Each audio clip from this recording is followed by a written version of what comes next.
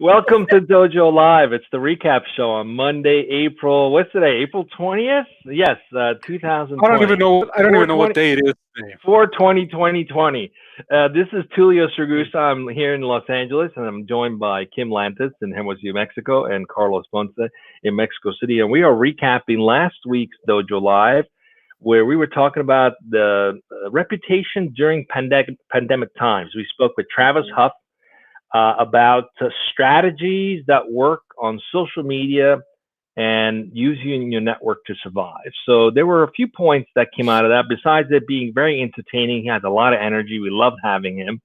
There were a few points that came out, and one that stood out the most for me was this idea of using humor, right? I mean, we're in a very serious time, and it's easy to fall prey to this idea of constantly talking about how terrible things are, and it's true, but also the importance of using humor to lighten things up, if you will, a little bit. I thought that stood out for me. What stood out for you guys? Let's go right into it. Sure. Oops. Go ahead, Kim. Well, unfortunately, Go ahead, I didn't Kim. have the ability to co-host last week. Like many of you, I'm Oh, sure. that's right. That's right. Yes, my Yeah, internet connectivity has been like the suckety suck-suckins, and I Yeah. had to bail at the last moment. So if I suddenly disappear, folks, Is you know that why. like a new ISP? Suckety suckin Yeah. suckin Suckety suck dot com? suckin? Yeah. And All A lot of so them are. I did get to watch the show later. Like Tulio said, I think first thing, I think there's a lot of energy. I think it was easy to follow, just an overall fun show to watch. But there was a couple things. I think, of course, going back to this idea of his company now, what they primarily do is social media management. They've been in business since 2009, so he probably knows a thing or two what he's talking about. But this idea, I like this idea of telling your story. I think that was the first thing that he mentioned doing. What could we do?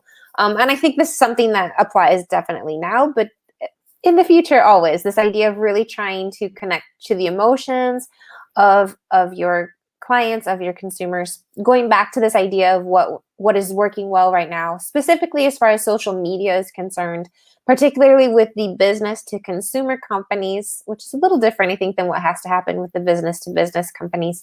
But this idea of drawing on humor, right? Taking advantage of all the memes and things that are going on right now. It's a serious time, but I think it's a nice way for us to connect and to escape, right? Also, this idea of wanting or encouraging companies to be motivational as well as giving, right? This idea of really using social media to give things away, having contests and gift cards, and really focusing on any new features or anything that you particularly want to be selling right now. And I think what this did for me, this show, actually, I've got it right here. Let me see if I can't knock down all my book pile. It reminded me a lot of this book going on right now. Can you see it, guys? Oh, absolutely. Peak Yeah. by Chip Connolly, right? And the motivation of his book was actually the 2008, I think, when we're experiencing economic crisis like today. And this idea of one of the things that many companies want to do right now is cut expenses and just I think Travis talked a lot about this idea of cutting expenses, but he mentioned something that was really important. He said, except for your team.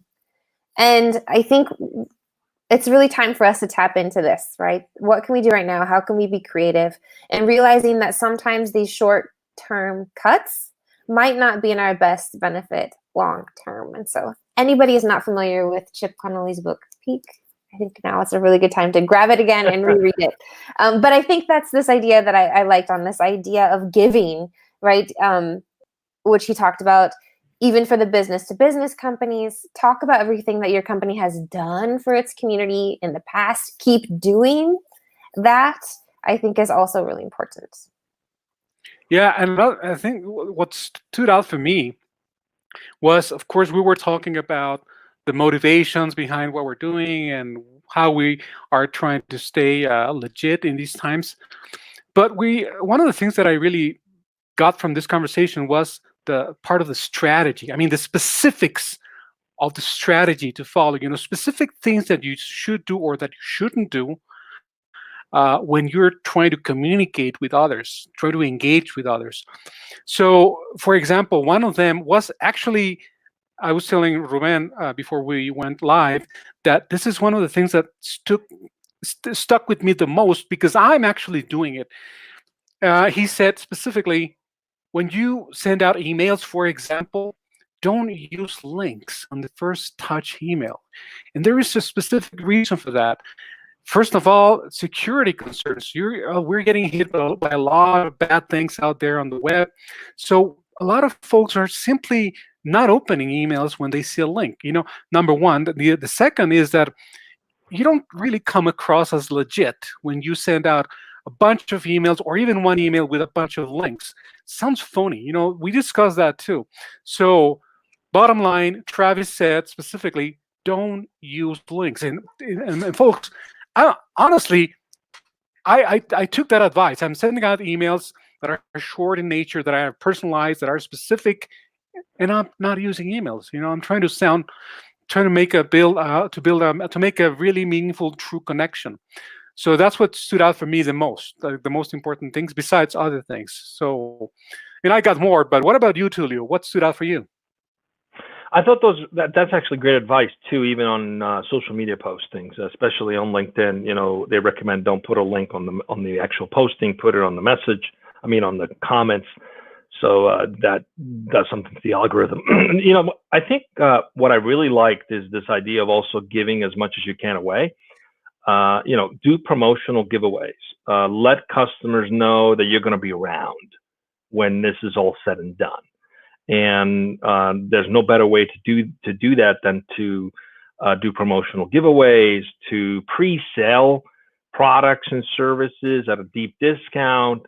Create opportunities that people wouldn't normally get, and definitely connect the emotions of why you started your business, why you're in business, what value you're providing to individuals. Let them connect to the stories that are meaningful, the heart-centered stories that have meaning to the people, because those companies that may not be able to offer, whether it's a restaurant group that you prefer to go to and you just can't go there right now, right? So build relationship with consumers. Let them know that you care about them. Let them know why they were coming there to begin with. So in other words, stay connected to the dream, the possibility of what they're going to gain when things get back to some kind of normalcy. So I thought those were really good points and great advice. And the part about using humor, I thought that was good too. I think that's great advice to, don't take yourself so serious. Use cartoons, use things that make people laugh and smile. Give them a reason to feel good about engaging with you. And that's really what it comes down to. It's not about selling a product or service. It's about letting another individual feel good about themselves. So if you have a strategy or a message or an offering that's going to remind them to feel good about themselves, to feel good about life, to feel good about the future, that's going to create loyalty. And it's just a good thing to do as well. That's what stood out for me. Yeah, I like this idea of allowing your customers to engage with you, but he also brought up this idea of not really forgetting to engage with your customers or your clients, right? Now is a good time to be honest with them. It's a good time to open up that conversation to see, even with your past customers or clients. And he also mentioned something like we're doing on Dojo Live, this idea of creating content and going live. Yeah, and definitely, adopt your content to what's going on. In fact, I have a schedule for my blog, which comes out every week, and I was a little bit behind of what's happening with the times with my schedule, but the one coming out tonight and tomorrow is very appropriate for our time. How do you keep yourself positive during a crisis? How do you stay motivated during a crisis? And I thought that would be appropriate to put that out there because I've struggled with that myself in the past month. So I had to tap into something very deeply within myself to find myself motivated and positive. So I'm like, this could be timely to share this. So and I took his advice to that, make sure that what you're putting out is relevant to what's going on right now. And genuine. But always have a positive spin, always have an encouraging spin. Don't just put out more negativity and more things for people to be concerned and fearful of. Put something that's going to motivate people, give them some hope. Carlos, were you working on a cartoon? Carlos Yeah. put out a cartoon this weekend. No, I mean right now. I was gonna say. Oh, no, that's when he put out. It's like he's got a tie on and shorts underneath, which is That's, very telling. Like nobody knows whether you're wearing pants or not. You know, I am wearing pants. It could very well be in my shorts. You We're just don't talking know about that. Julio. Never Actually- challenge Carlos to a game of Pictionary. Don't do it. Never, ever, never, ever, ever, ever. And you know that, right, Kim? Never. Don't do it. You will lose. Oh no, I wouldn't dare. He's an extremely talented illustrator. Anyway, we're up on time, guys. A good chat, good recap, and what's coming up this week, Carlos? What do we have coming up? Absolutely. Is it Tuesday, Wednesday? I'm losing track of No, days. actually, it's going to be on. Hold on one second. I need to double check because I believe that it's because we're having two. We're doing two, as you know, right?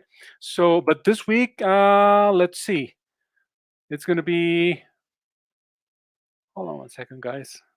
I wish my connection were a little bit faster. Upcoming. Okay, here it is.